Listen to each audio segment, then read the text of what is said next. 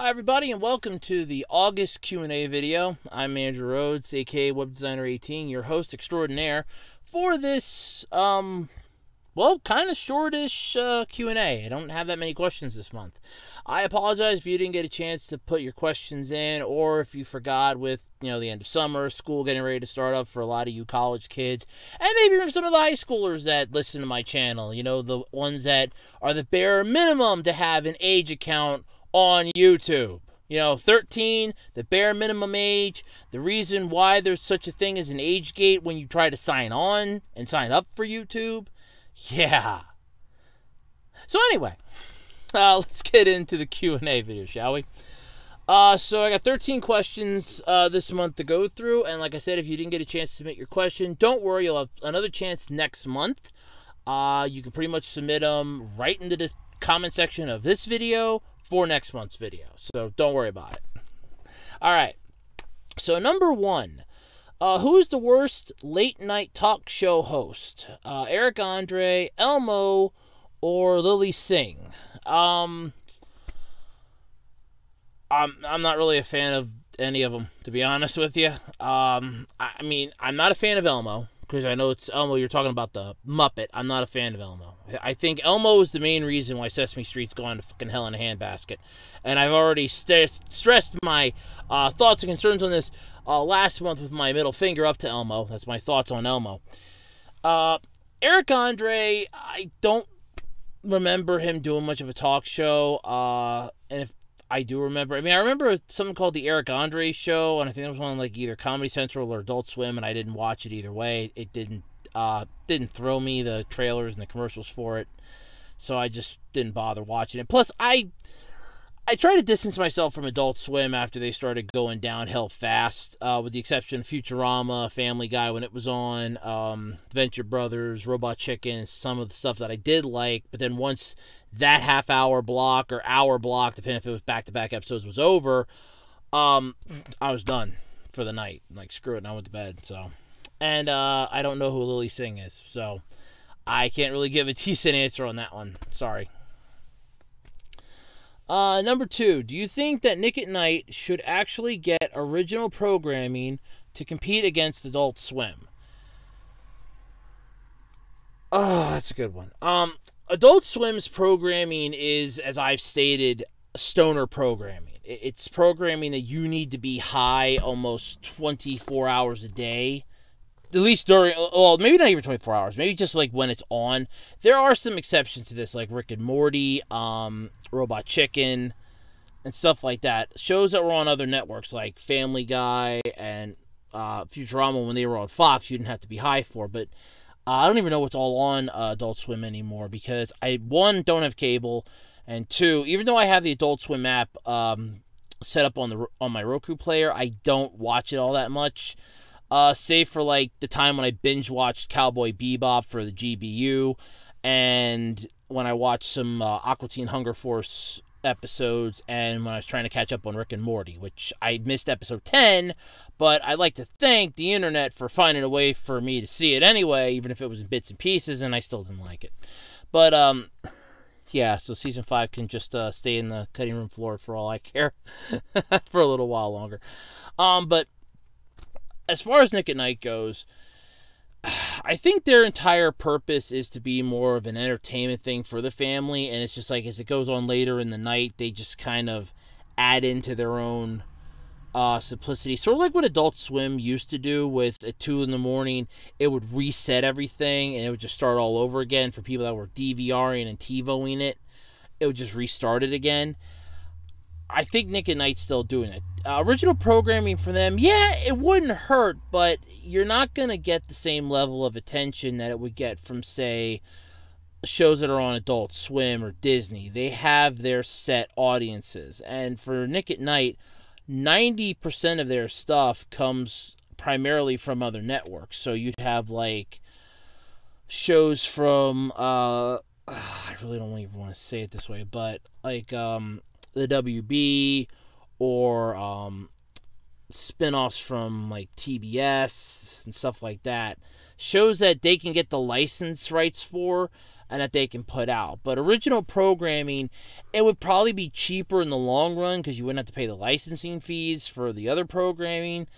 But at the same time, take a good look at what happened to TV Land.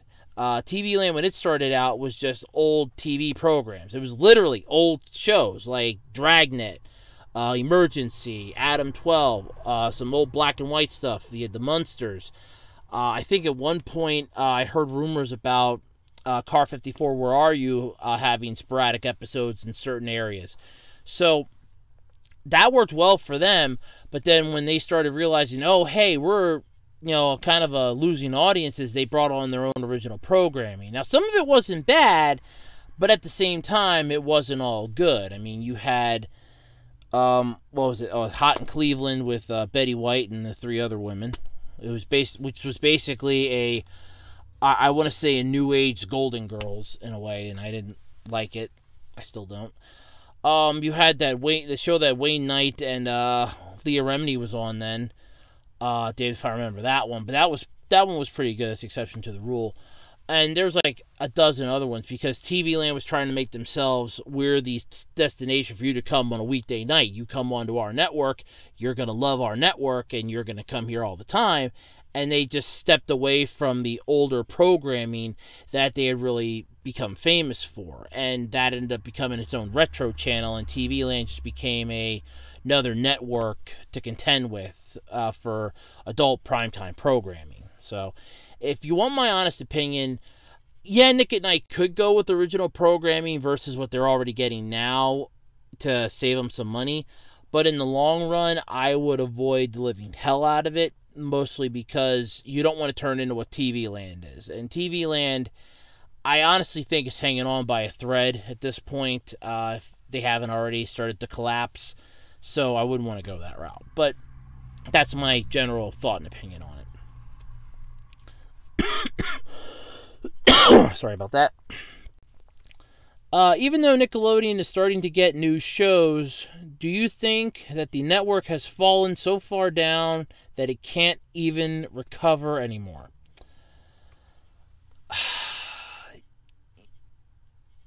Yes and no.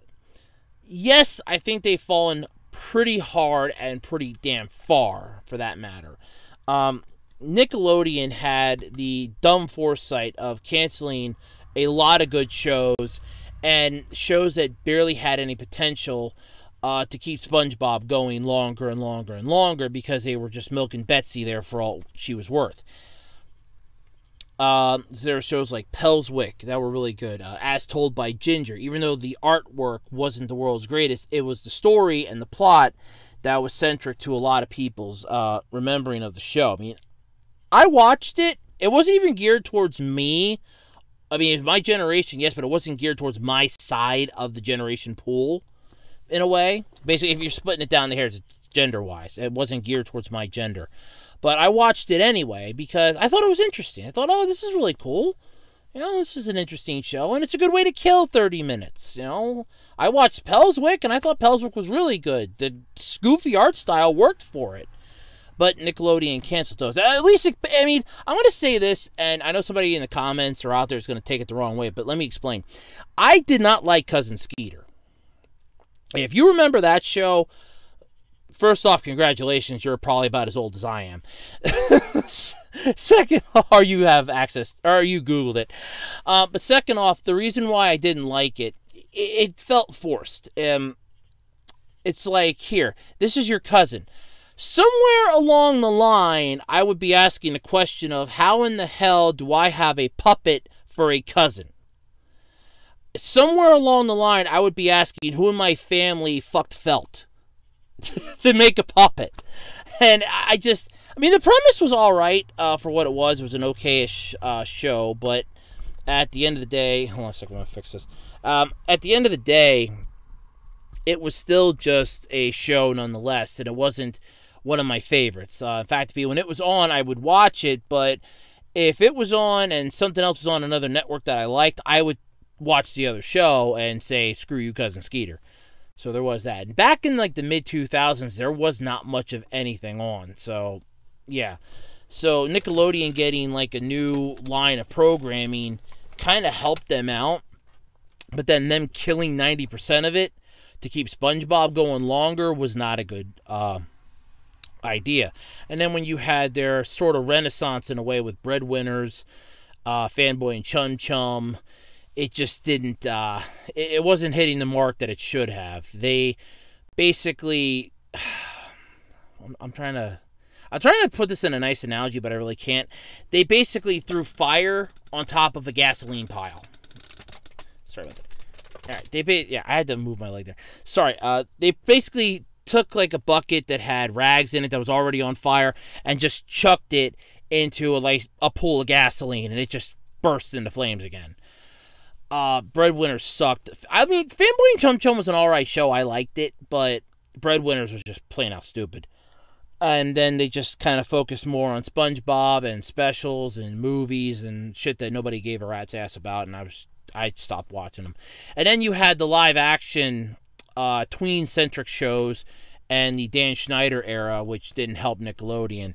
So now that he's gone, though, I constantly thought, okay, cool, Nickelodeon's finally going to pull their heads out of their ass, and we're going to have a better programming lineup, but we're not with the whole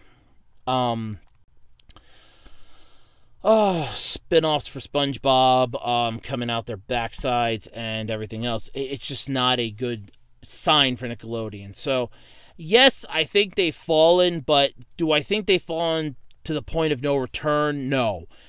They still have a chance to save themselves.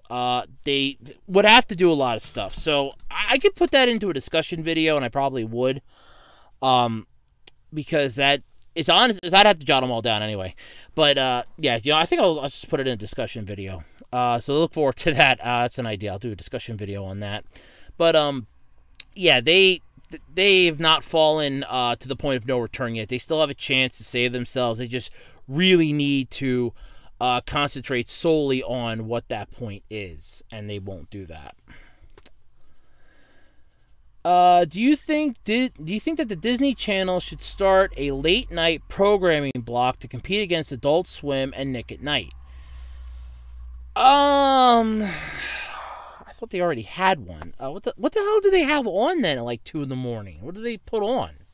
I mean, I know when Disney Channel at first started, and a couple summers when I was in like elementary and middle school, they had on like old black and white stuff, old like Mickey Mouse cartoons, stuff like that, and then like 5 in the morning they started up with Playhouse Disney. So what do they put out now at like midnight, between like, I want to say midnight and 5 in the morning? Because I don't understand why kids programming blocks for like toddlers and preschoolers start at 5 in the fucking morning when those kids are probably still fucking asleep, unless the parents are waking them up because they gotta get the hell out of the house fast. What the hell are they doing up at 5 in the fucking morning that the kid shows are on? But I mean, it's true. But yeah, as far as like Disney doing a late night programming block, yeah, it wouldn't be a bad idea. Just take like your primetime shows or shows that are kind of more geared towards like an adultish, like I would go like the 16 to 18-year-old range, and gear your shows to that. But but Disney won't do that. Solely because they are family friendly. I mean, with their Disney Plus bullshit, there's like a huge thing because I guess the Lizzie McGuire spinoff was basically hack and slash to hell, and it's not going to happen now because they were going to make it a little too adult, and Disney's like, whoa, we're pure people here. You want to work for Disney, you have to take some vows here that, you will be pure and you will not know. You're not doing that with this show, and we're not down with that bullshit that you're going to just up and say, oh, yeah, no, this is how the show's going to be, and no. Disney was not keen for that. So, yeah, as far as the late night programming block goes, I doubt they're going to do it. It would be nice. I won't lie. It would be nice. But Disney won't, in any way, shape, or form, do that. Because, one, they don't really want to have the Disney Channel anymore. I know they've gotten rid of it over in Europe and replaced it with, like, Disney Plus. And with the Disney Channel, Disney XD gone, Disney Plus is literally, I think, all they have. And two, I've said it before and I'll say it 1,000 times more, cable is dead. It just hasn't completely fallen over yet. There's still some remnants left of the kingdom, but it's basically it's gone. It's fucking history because nobody has cable anymore. I mean, $80 a month for like 25, 30 channels is not going to afford you a great luxury. And to add into that 90% of those are usually sports channels, and not everybody in the world gives a rat's ass about sports. I mean, there we go. I think I finally got this. I mean, no offense, I can still see this in the microphone, in the camera. That's why I'm doing this. But nobody likes sports all the time. Not everybody is a big fan of sports. I mean, I don't like baseball. I am not a fan of basketball. I'm not. I'm sorry. I'm not a fan of basketball. I'm not a fan of baseball. I'm just not a humongous fan of those sports. So, of course, it's not geared towards me to have a cable provider anymore. And with cable basically being the Lone Ranger in this case and being gone with the freaking wind, channels are officially losing whatever dignity they had left, which isn't really much to say to begin with. Look at Cartoon Network. And there's really nothing for them to keep going anymore in that aspect. So, no. A late-night programming block for Disney would be nice. No, they won't ever do it. I have no doubt in my mind that they would ever do that. They would never okay that. But, yeah, it would be nice, but they won't. Is everything on TV getting worse and worse, or are our expectations for great TV programming gotten lower and lower? No, our expectations haven't gotten lower and lower. What it basically is an endorphin and a dopamine high. So how this works, it's a chemical response in everybody's bodies. You can easily Google search it. I'm not even joking. So what it basically is we get excited over something that we've never seen before, and it can either entice us or make us, feel horrible. Those are the two emotions that you'll get. If it excites you, that's basically triggering a dopamine. It's giving you a dopamine drip. The same type of feeling you get by beating a video game level for the first time, or buying something in a store. I want to go buy a can of Pringles or something. Oh, I'm so happy I got this can of Pringles. It's the dopamine that you're getting from your body that's triggering this feeling in you. So when it comes to TV programming, it's not that they're getting worse and worse. It's that our expectations for better programming are getting higher and higher. We're expecting something to be better because our bodies have gotten used to the dopamine drip. Matt Pat explained this really good, and I hate referencing him in my videos because the man fucking pisses me off sometimes, but he doesn't even know it either. Yeah, he doesn't know it, but he does. What it basically is it's a chemical reaction. It's sort of like how addicts are affected. So your body basically watches something, you enjoy it, you love it, and it's really great. Then you keep watching it and watching it and watching it, and that love either grows a bit and it starts to fade, or it just fades right off. That's the dopamine. So either you're constantly supplying yourself with it via being excited and happy, and you're getting this feeling from your brain's chemical responses sending the signal out that, oh, this is really cool, and you're excited, and you want to see more and more and more, and you're kind of expecting each one to be better and better and better so you can get that same feeling again. It's basically, here's a bottle of soda. You drink that bottle of soda, you think this is the greatest thing in the world that I've ever tasted. Then you start drinking more and more and more of it. You start losing that same feeling of, oh my God, I really love this. And you start losing that. All of a sudden it's like, it's okay. Meh, it's all right. I've had better. And that's what happens because to your brain, it's the same thing. There's no need to send out the endorphins for a dopamine high and go, oh, this is really great. I'm so excited. Oh, no, this is the same old. I'm used to this already. So there is that. And a lot of people don't understand how a dopamine highs work, but that's basically the gist of it. You get excited about something like, hey, this tastes really good, or hey, this was really fun. And then the more you do it, the less fun it gets, the less exciting it gets, and the less good it tastes. And then you seek something that tastes better as more adventures, more exciting. So, the exciting part could be adrenaline too, but same deal. So, what ends up happening then with programming is that, oh, look, we've watched something that was really entertaining to us. Okay, that's great. And we keep watching and watching and watching.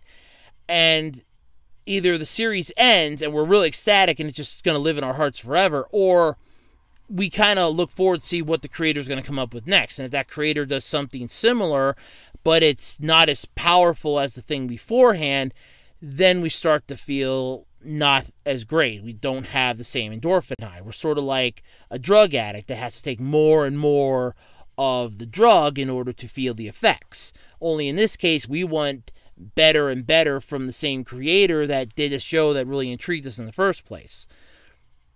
It's sad but true, but that's how it is. So with television, we're hoping for a better and better experience out of each and every single show. Like every new show, we want it to be something that's going to be just as great as the last thing we ever saw, or the last thing that was on this network, or the last thing from the same creators. So like if, let's say, I created a television show, and it was a massive cult hit. I mean, there's merchandising all over the place. It's on billboards. It's on like every single night of the week. Kids are imitating it. Parents are talking about it. Adults are basically blogging, tweeting, and shooting the shit about it. And then all of a sudden, I come out with a brand new show, and it's a brand new series, and it's not as good as the one beforehand. They're not going to be as excited about it, because then also it's going to be like, well, this really didn't live up to the hype that he had put out for it, or oh, this really wasn't as good as his last show that he did. Oh no, I don't like it, and then we just basically lose. The fun and adventure that you had, so then there goes your dopamine high. And that's basically what it is. And you get the same feeling that if, like, months later, you stumble upon the show that you watched, and it's like, oh, I remember this is really good. And then you rewatch it again, you're going to get that same feeling because it's been so long since you'd seen it. It's basically like, don't drink soda for a month, and when that month's over, you have a Pepsi or a Coke or a Dr. Pepper, you're going to go, oh my God, this tastes so good. It's that same system. It's that same feeling. So, yeah, that's basically what it is. So, no, our expectations are not getting lower and lower. They are actually getting too high for the creators to meet the requests. That's what it is. What are your favorite AVGN episodes? Okay, so I actually thought I'd answered this one. I did. I really thought I'd answered this one. I guess I must have thought that in a dream or something. But one of my favorite AVGN episodes is the sports one, when he's going through like all the old sports games on the Atari, and he gets to the golf one. He just basically spins the whole ball around. Big Rigs Off-Road Trucking is another one. It's a game that's nothing but glitches. And oh god, that's so damn fun. He's like in heaven with that. It's so exciting.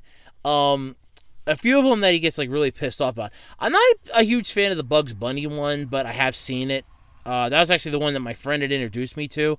And then I had completely forgotten about him until I found an episode. Until I actually ended up watching, ironically, I'm mentioning him fucking again, a Matt Pat game theory video where he was talking about the AVGN nerd. And I was like, oh my god. That's right. Now I kind of remember this when I watched some of the videos and I watched the Bugs Bunny one. I'm like, hey, I remember this. My buddy showed me this a few years ago. So, it was that. But as far as favorite episodes go, like I said, Atari 2600 one, Big Rigs Off-Road. I do kind of like the Sega one when he's talking about the Genesis and all the add-ons for it. You had like the 32, the Sega CD. And he's like, look at this thing. It looks like it's on life support. And it kind of did. It did. It fucking looked like it was on life support. I just kind of wish that he would kind of explain, like, GameCube. I mean, he did the Game Boy system, and that was pretty good. He, like, a brand new accessory for it, opens it up, pulls it out, thinking, pop, breaks the goddamn thing. I was laughing pretty good at that, because I thought that was pretty funny. But, yeah, it's getting to the point where I know, like, a lot of the older video games, there's still, like, a few of them, I think, in his collection he hasn't talked about yet. And you got to keep in mind, I mean, he is doing a lot of other videos, and he does have a family, so that does definitely put a hamper on him doing a lot of AVGN episodes, but there are a few that I'm not a big fan of, and they're kind of like bigger production ones. I think the simpler aspect was he was really good at, like when he did all the Nintendo accessories for the NES. I thought that was pretty funny. He was on the Rollin' Rocker drinking a Rollin' Rock, and I thought that was pretty cool. Then he had the Rob the Robot episode, and that was pretty funny. So you could only play 2 fucking games, and I didn't even know that. I didn't even know there was an accessory like that. That was, holy shit, that was a mess. That was amazing. But yeah, I know that there's like a lot of other episodes. There's like over, I think, 100 something of them. I just watched the latest one not too long ago, so yeah, I can't name all of them, but those are at least my few of my favorites. The sports one for the Atari, the I would say the Tiger Electronic one, but that I kind of felt sad about because I kept getting those for like $1.25 at yard sales, or even just like $0.25 to $1. But I did like the Big Rigs off-road trucking one. I thought that was pretty funny. The AVGN game one, that was pretty good too, where he was reviewing a whole bunch of AVGN games, and I thought that was pretty funny. But yeah, there was a few. The Transformers one was pretty good. The Godzilla one was pretty good. But my all-time favorites would have to be Big Rigs, the AVGN episode 1, and the sports one. Those are my top 3 favorites. So yeah, those are the 3 that I like the most. Did you hear that the Irate Gamer crossed over with the Angry Video Game Nerd in the Irate Gamer's review on Dick Tracy on NES?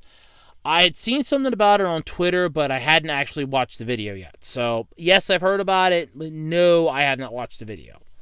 And the only reason why I heard about it is because I actually follow Cinemassacre on Twitter, and they had something up about it, and I also saw their post on YouTube in the status section. So I kind of heard about it, but I haven't watched the video yet. But either way, it sounds pretty cool, because I think Nerd actually reviewed Dick Tracy beforehand, so this would be pretty cool to see him look at it again. Speaking of monster-related characters from old school films, what is your favorite monster or kaiju from films? Godzilla, Count Dracula, Dr. Jekyll, and Mr. Hyde, etc. Well, Godzilla, definitely. I mean, my mom's nickname for the longest time from our family members was Godzilla. The reason why she got that was because when I was little, if I misbehaved, you could hear her yell. If I was like getting too close to the street, you could hear her yell at the end of the street. You could hear her yell. If I was like playing in the backyard and she's trying to get my attention and I'm just like not hearing her because I'm either in my own little world, you could hear her yell. If she got really pissed off and she was really annoyed, you could hear her yell. So she kind of got the nickname Godzilla pretty quickly. So that kind of makes me son of Godzilla then, I guess, in a way. That's why I'm afraid to ever take her over to Japan if I ever get over there. They'll be able to take one look at her and go, Godzilla! It's not Godzilla, it's my mom. Son of Godzilla! That'd be kind of bad. But yeah, Godzilla's one of my favorite kaiju. Mothra, not so much. I never liked Rodan. King Ghidorah is not one of my favorites. Jet Jaguar, I actually didn't know was its own separate thing. I remember playing it in the one Godzilla game. I think it was for my PlayStation 2 or my GameCube. I remember playing it. But I think it was my PS2, I think. But yeah, that was kind of interesting. As far as like old school monster movies go, I haven't watched that many of them. I saw bits and pieces of Frankenstein. I saw nothing of Dr. Jekyll and Mr. Hyde, but I know the story of it, but I just have never watched it. And as far as Count Dracula is concerned, I have heard and seen so many versions of that at this point, Dracula doesn't even rank in my top 10 of creatures that come into existence. He's like down in the top 50 maybe, and that's about it. I mean, he's below the Wolfman, for God's sake. He's literally below the Wolfman. So that tells you something. And it's just because I've seen so many, like every Halloween, like a few years ago it was when I was in high school, there was like a channel that would have monster movies on the one weekend, and it was like old school monster movies, and I'm like, okay, let me watch some of these, and it was like early in the morning when they'd be on, and the one was Dracula, and I'm like, this is really, all right then, I'm done. And then I had like exposure to Dracula parodies, I guess you could say, from like Cartoon Network having one for their, was it Oh Yeah Cartoon? No, that was Nickelodeon did the Oh Yeah cartoons. Or the cartoon thing. Cartoon Network had done one where it was Nina and the Count. I always liked that. I thought that was funny. Nina and the Count. That was sort of my first little foray into Dracula. But otherwise, I think Dracula just way overused, so I don't really even consider him a threat. I don't even consider him a monster anymore at this point. I just consider him sad. I mean, hell, like I said, the Wolfman outranks him in my opinion. And that's telling you something. The Wolfman outranks him. That's saying something. But yeah, definitely Frankenstein because I've seen parts of it, but I haven't seen much in the way of like old school monster films. I'm just not. It's not that I don't like them. It's just that they're not one of my favorite things to watch. More so for the fact that while a lot of people watch them and praise the production quality at the time, I look at them and go, wow, you can see the zipper. Wow, I can see the strings on the boat. Wow, I can see the strings on the bat. Oh, wow, I can see that is fake fire. Holy crap. And it's just, my mind just picks it up. And I'm like, I can't deal with it. I mean, it's one of the things why I don't see magicians perform. I can kind of nail their tricks. If I look at it hard enough and I watch it, I can kind of guess their tricks because my mom is a classmate who does magic, and when I was little, he looked right at my mom and said, don't ever let him get into magic. Because I was nailing every single one of his jokes. I was figuring it out. And he could tell I didn't say anything. He could tell just from the way I was looking. It's like, he knows how I'm doing this trick. Well, yeah, it's behind your box. Or, oh, you palmed it. Or, oh, it's up your sleeve. Nah, not really thrilled. Next. No, doesn't thrill me. There's only like a few tricks that I don't know how they work, and I can even Google search them, and I still don't understand it. But, yeah, my mind can just pick that stuff up, and that's why, just to me, I've never been a huge fan of like old school monster movies because I just can't get into them. I can't. Which animal or mammal would you compare yourself to? That's kind of an insulting question, I think, but definitely. Let's see, mammal wise, well, my classmates when I was in 5th grade compared me to a whale. That was fun. Whales are technically mammals, so that was fun. Animal though, sloth probably because I'm kind of lazy. I mean, my friends always told me that I'm lazy, but I'm intelligent, but lazy. Anyway, it's like, oh, he's really smart, but he just doesn't have the gumption to prove it, and it's true. I don't really want to do it. So, yeah, sloth definitely get to relax all the damn time. They don't have much care in the world. I kind of like that. So I'll go with sloth. Definitely, I'm gonna go with sloth if I can. Sloth will work. I mean, I wouldn't mind being like a monkey because then I could have a tail. And I've said this like multiple times. I'm like trying to balance like a plate with my lunch on, a cup or something, and I'm trying to hold like something else. And my mom's like, just put the one thing down and go back for something else. I'm like, this would be really easy if I had a tail. I just have the tail hold this, and I can hold this, and I can hold this. And she just constantly gives me hell for that. But yeah, if I had a choice, I'd go with a sloth then, I guess. What do you like about Twitter? A lot of interesting people are on Twitter. You can interact with a good chunk of them, not feel like an idiot. Well, okay, let me rephrase it. You can interact with a good chunk of them, and if you respond to their tweets, you don't come off sometimes as an idiot. And you can easily apologize if you do. Some of them still think you're an idiot regardless, even if you apologize. Because I remember I had saw a tweet by Bolt Matrix. I guess somebody had asked him about a Beast Machines question, and I kind of just jumped in a reply with my own thing, and then I apologized, like, sorry, I didn't mean to interrupt. He goes, oh, no, that's fine. And, he was really nice about it. And I know that there are times when I keep forgetting to, like, take other people off. I'm just arguing with one person, and I'm just, like, throwing every single person in there. I keep forgetting that, because for the longest time, I didn't know I could do that. I really didn't. So, now you know why. If you saw like your name or your username, if you follow me on Twitter, oh, by the way, Adam Taker Rhodes. Cheap plug. Cheap plug. But yeah, so there was that. But I know a lot of people out there were like, well, you know, it's not a bad idea. It does some stuff every now and then. But yeah, as far as Twitter goes, I do like it just for like the simplicity of it, the fact that I can get information on there kind of easily.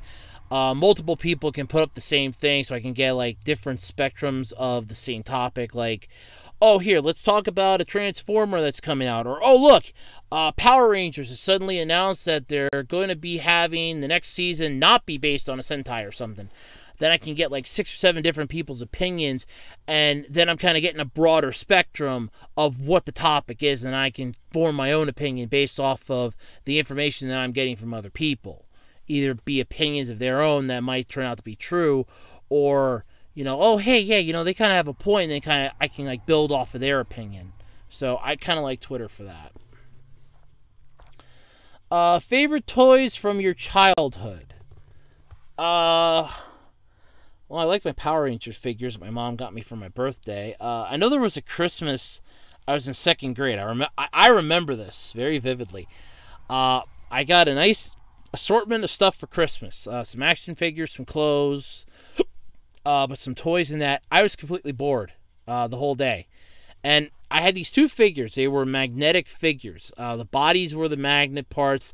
The arms and legs had like a ball at the joints for like the shoulders, the legs. I think the arms were all together, and you could connect them together, and you could like swap arms. Like the red body could have yellow arms and yellow legs, or you could have like one leg yellow, one leg red, one arm yellow, one arm red, and you could have like the yellow head on the red body, and it was pretty cool. I think I have them scattered amongst my room, if not destroyed or in pieces. But they were kind of interesting. But that was one toy. Mostly my Power Rangers figures. My buddy Tyler, which you've all seen by now, my stuffed animal friend that I've had since I was 5.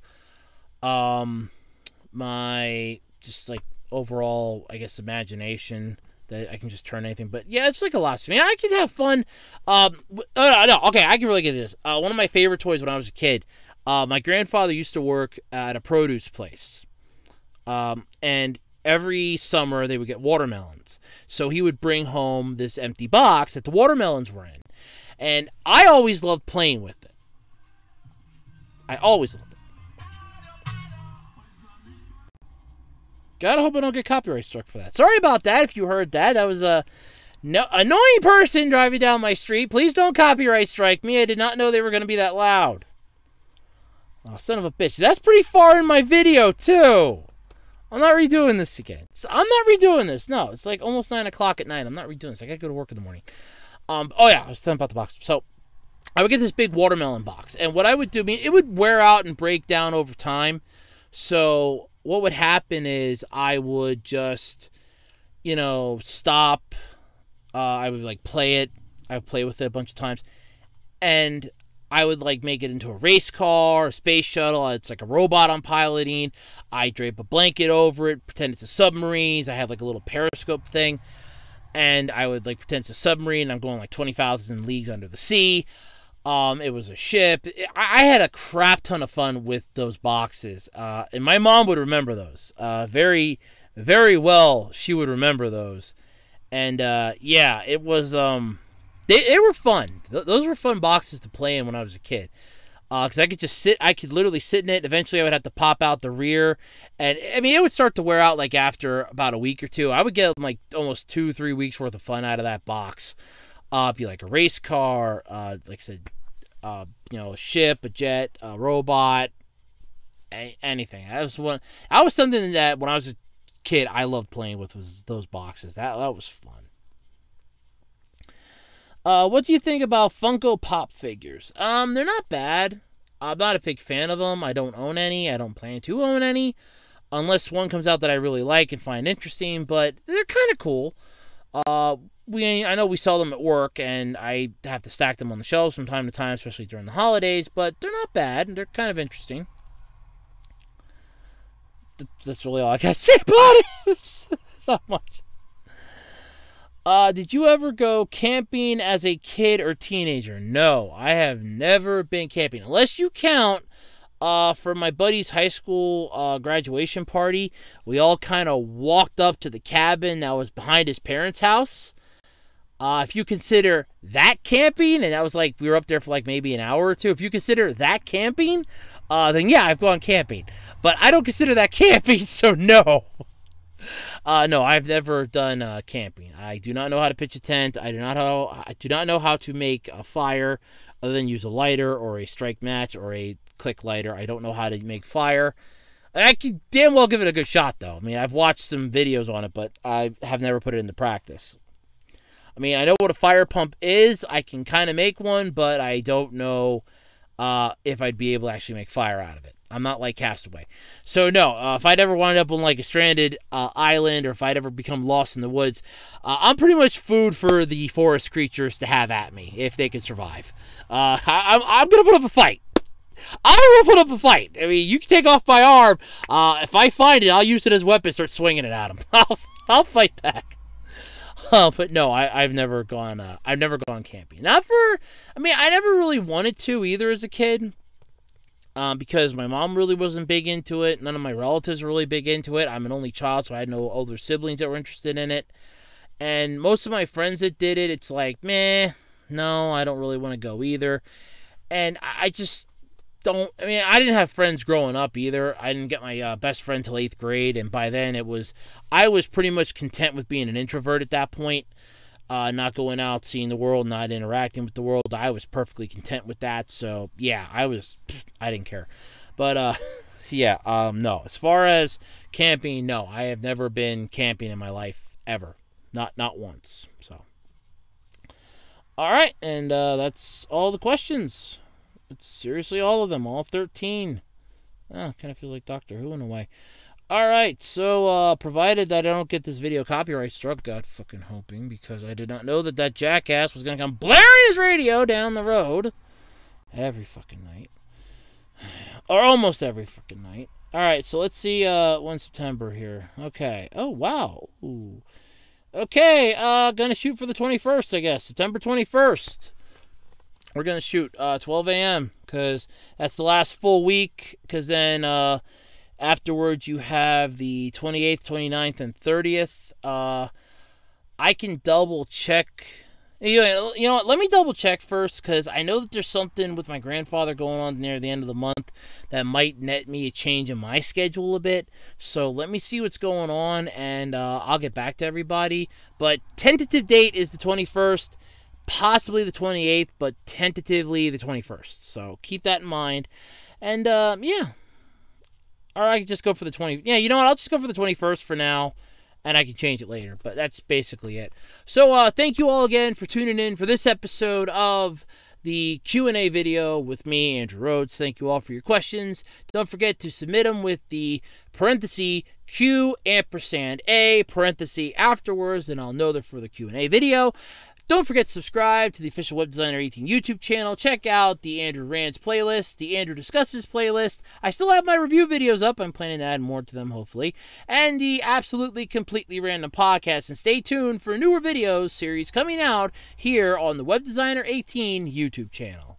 Bye, everybody, and take care of yourselves. Stay well, and until next time, peace.